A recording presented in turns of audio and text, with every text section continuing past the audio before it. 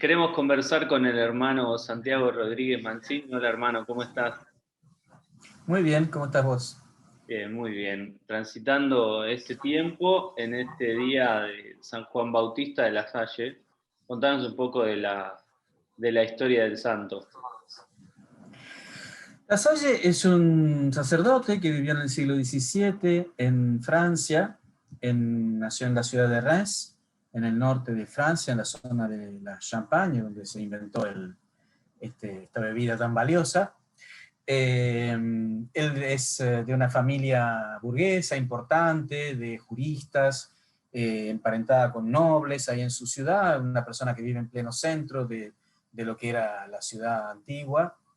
De chico quiso ser sacerdote, era primogénito, lo cual era medio extraño, porque la costumbre era que el primogénito no era sacerdote, sino que se tenía que casar y heredar y qué sé yo, pero él decide hacerse sacerdote y consigue de un tío suyo, que esas cosas que pasaban en aquel tiempo, un puesto de canónigo en la catedral, de modo que a los 14, 15 años ya era canónigo, mientras estaba haciendo sus estudios.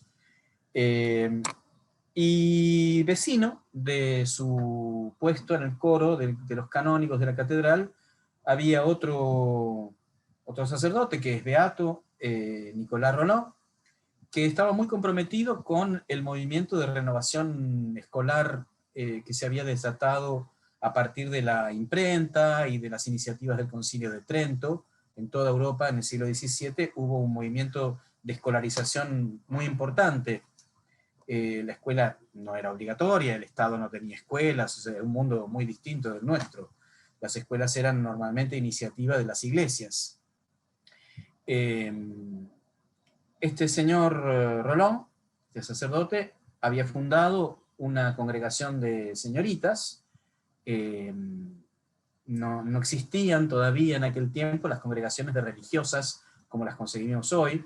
Existían solamente las órdenes de monjas. Entonces las muchachas que querían desempeñar algún tipo de actividad social, profana, digamos, entre comillas, no podían ser monjas porque si no quedaban encerradas en la clausura. Entonces este hombre ensayaba junto con otros, muchos de su tiempo, entre otros otro beato, el padre Nicolás Barré, una fórmula de asociación de señoritas que vivían juntas como si fueran religiosas, pero tenían escuelas. Este hombre murió muy joven, apenas habiendo empezado la fundación, y le encargó a La Salle que terminara los trámites de la fundación de estas hermanitas del niño Jesús.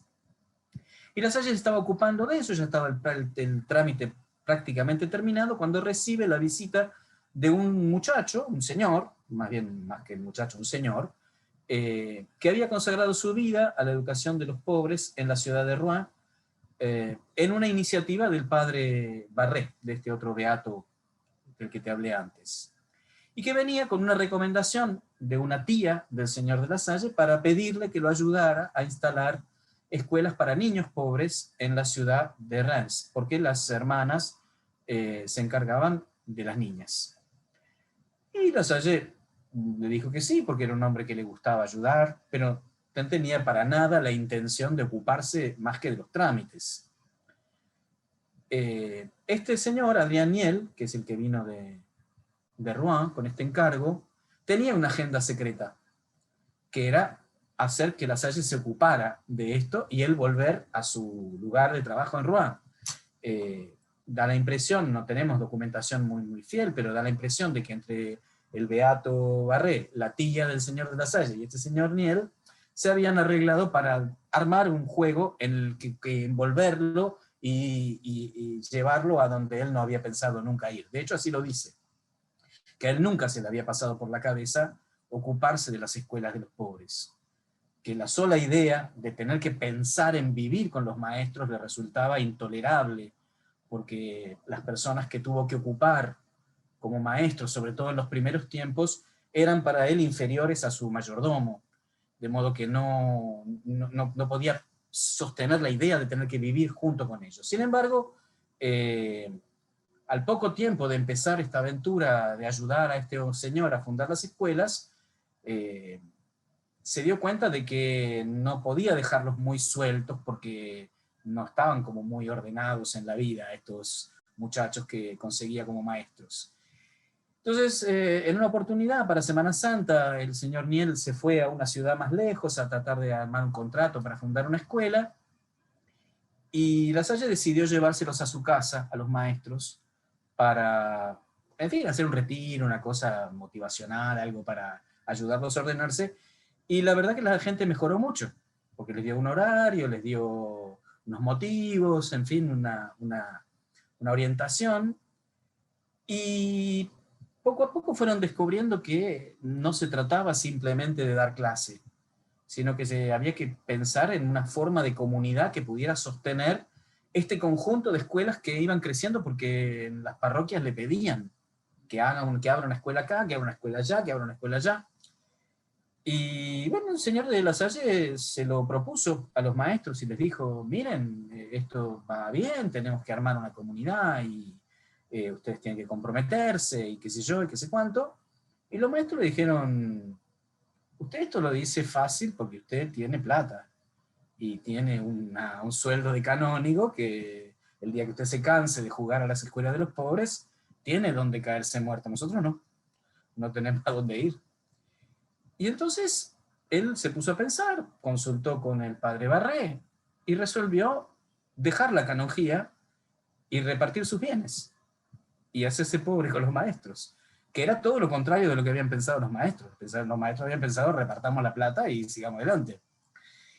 El resultado, se quedó sin nadie. Los maestros se fueron todos. Y entonces decidió recomenzar, porque ya se había jugado por esto, ¿no? Y consiguió ya otro tipo de personas. Los biógrafos dicen personas con capacidad para vivir en comunidad, con gusto por la escuela y habilidad para enseñar, y sobre todo con fe. Y así empezó a rodar esta sociedad de las escuelas cristianas, compuesta exclusivamente por hermanos, por laicos. 4 años después de los primeros intentos, ellos ya decidieron llamarse hermanos, se pusieron un uniforme, construyeron una especie de reglamento y empezaron a vivir como algo parecido a lo que finalmente terminaron siendo los religiosos. Pero fue una de las primeras experiencias de congregaciones exclusivamente de hermanos varones. La tuvo muy difícil La Salle para instalar este nuevo modo de vida, porque en la iglesia clerical de aquel tiempo no se concebía que un laico pudiera ser el superior de una comunidad de algo parecido a los religiosos. Le intentaron poner interventores, bueno, hubo muchas rebeliones, también había un cierto monopolio de la educación por parte de los gremios de maestros, de modo que esto de que hubiera escuelas gratis para cualquiera, porque había escuelas gratis para los pobres, bueno, estaba bien, pero La Salle no pedía ningún certificado de que fueras pobre. Si vos, bastaba con que te anotaras y ya podías ir, pudieras o no pudieras pagar, era gratis. Bueno, tuvo muchos problemas, muchos juicios, perdió el derecho de enseñar, se fue al sur, medio escapado, así, diciendo, bueno, yo soy el problema, mejor me corro y que esto siga adelante. Los hermanos terminaron llamándolo. Bueno, dedicó su vida a esto, a fundar una congregación, mejor dicho, una sociedad de laicos que pudieran sostener un sistema escolar. A él no se le ocurría que las escuelas solas funcionaran. Para él lo importante era la comunidad que sostenía las escuelas. Y eso es a lo que dedicó su vida. Los hermanos, una vez muerto él, consiguieron consolidar la obra, sobre todo en cuanto Francia fue haciéndose un país más moderno en sentido filosófico y económico de esto, fue requiriendo cada vez más escuelas y la obra fue creciendo mucho. La Revolución Francesa los suprimió, Napoleón los restauró, Napoleón les confió la educación básica de Francia en los comienzos de su imperio. Surgieron otras congregaciones parecidas, los maristas, los hermanos de la instrucción cristiana, los hermanos de la Sagrada Familia, los corazonistas, los de San Gabriel, para ir a las regiones donde los hermanos de La Salle no lograban cubrir, porque los pedidos eran muchos. Y esto fue así hasta el final del siglo XIX, cuando el Estado francés estuvo en condiciones de organizar la escuela pública de gestión estatal. Cuando eso empezó, los hermanos poco a poco fueron perdiendo su lugar en la educación pública primaria francesa y decidieron salir al exterior a fundar en otros países. Llegaron aquí a la Argentina en 1889, cuando este país estaba organizándose. Llegaron acá a Buenos Aires, y la primera escuela que tuvieron estuvo allá en la calle Cochabamba, en el barrio de Boedo, San Cristóbal, esa zona, una iglesia que tenían los padres vicentinos, que tenía una escuela, y esa fue la primera. Luego los padres jesuitas acá del Salvador les ofrecieron un sector dentro de esa escuela y edificaron ahí una escuela para ellos, que funcionó, donde, digamos, lo que ahora sería el Colegio La Salle de Buenos Aires, empezó a funcionar ahí detrás del Salvador. Tuvieron una escuela en Luján y en otros pequeños pueblos donde había párrocos franceses que los llamaban para atender la escuela parroquial. Y eso, bueno, fue diseminándose así hasta más o menos la década del 30, en que decidieron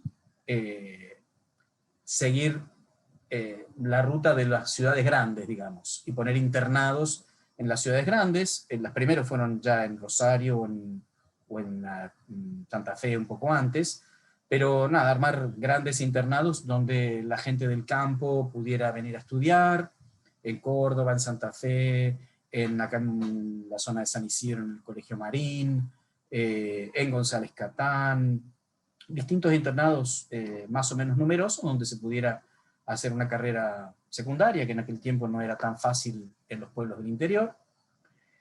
Y luego, bueno, con el tiempo esto ha ido cambiando, los internados ya nos queda uno solo que está en Paraguay, y en todas las escuelas nuestras más o menos hay los mismos servicios de inicial, primaria, secundaria. En algunos también hay educación superior, sea formación docente o formación técnica. Nosotros ahora en Argentina y Paraguay, que es la provincia religiosa nuestra, tenemos aproximadamente unos 30 servicios educativos de distinto tipo. Algunos son escolares, otros son otro tipo de servicio como una editorial o centros de formación profesional. Más o menos eso es lo que estamos atendiendo. Te iba a interrumpir para hacer preguntas, pero la verdad es que fue tan lindo y ordenado el relato que quería terminar de escucharte. ¿Qué te parece que queda de esa primera época, o esas intuiciones, ese santo que deja todo y después se queda sin nada, y esos pilares de dedicarse a la educación en la actualidad de hoy? El pilar más importante, que es la convicción nuestra, es que sin una comunidad que se haga cargo del proyecto educativo, nada funciona. Digamos que abrir una escuela no es simplemente conseguir el personal. Que lo que se requiere es, la palabra nuestra, siguiendo a estas otras fuentes que nos han dado vida, la de Barreo, la de Mielo, la de Roland, una asociación de personas que le dé estabilidad al proyecto.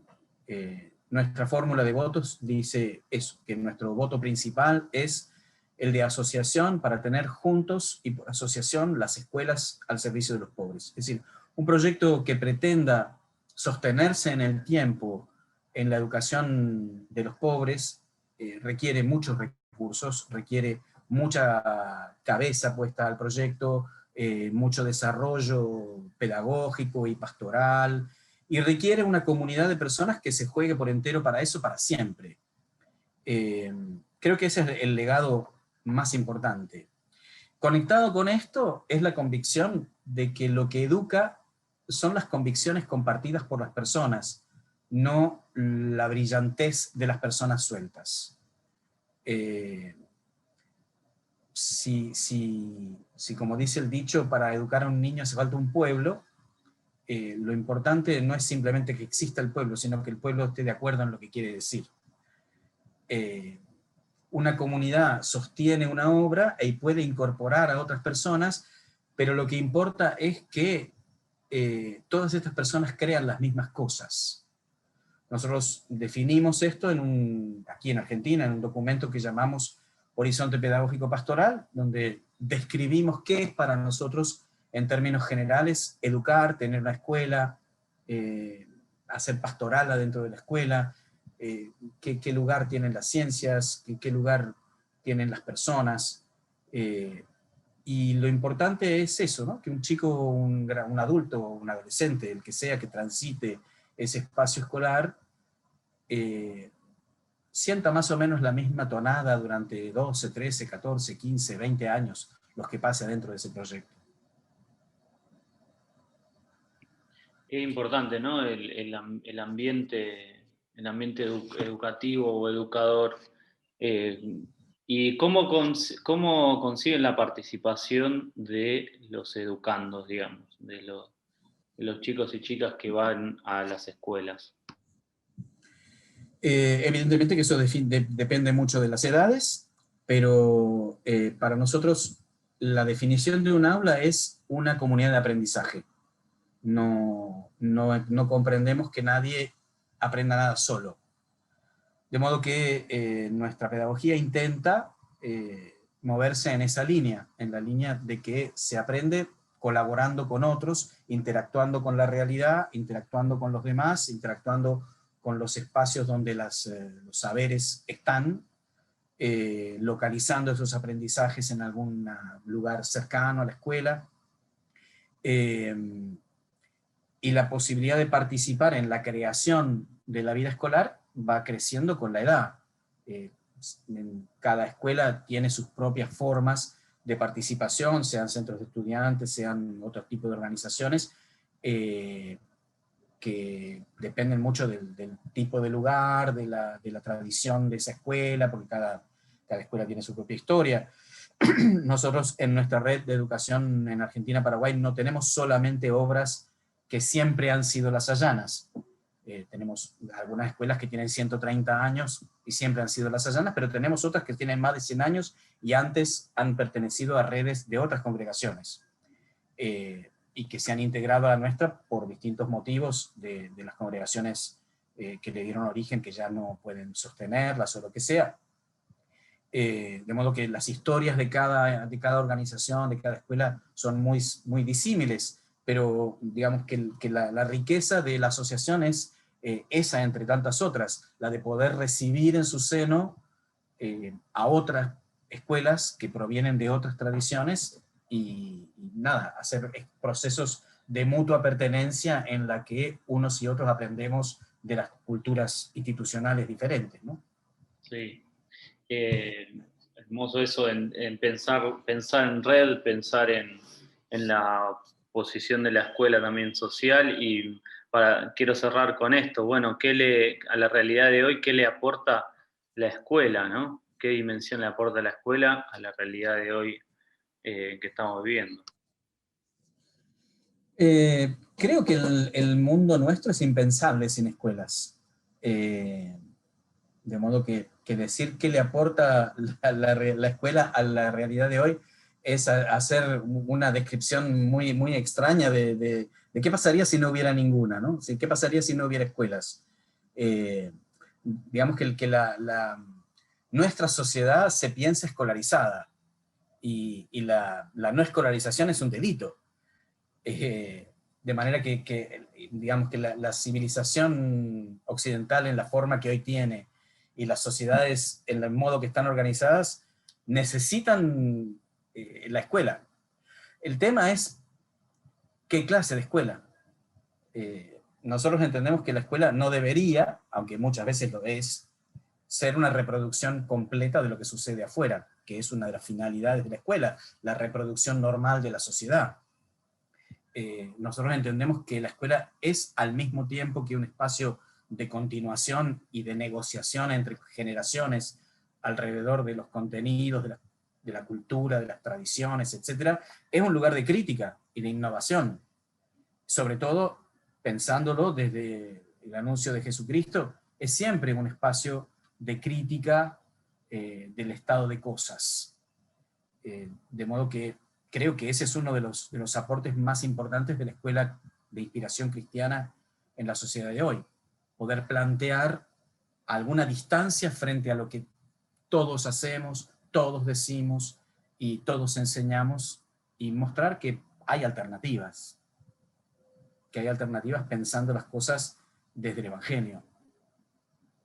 Excelente. Bueno, te queremos agradecer esta intervención. Vamos a repetir y seguir hablando con ustedes sobre todas estas cosas tan interesantes y bueno, esperamos tenerte pronto nuevamente. Muchísimas gracias a vos, Nelson.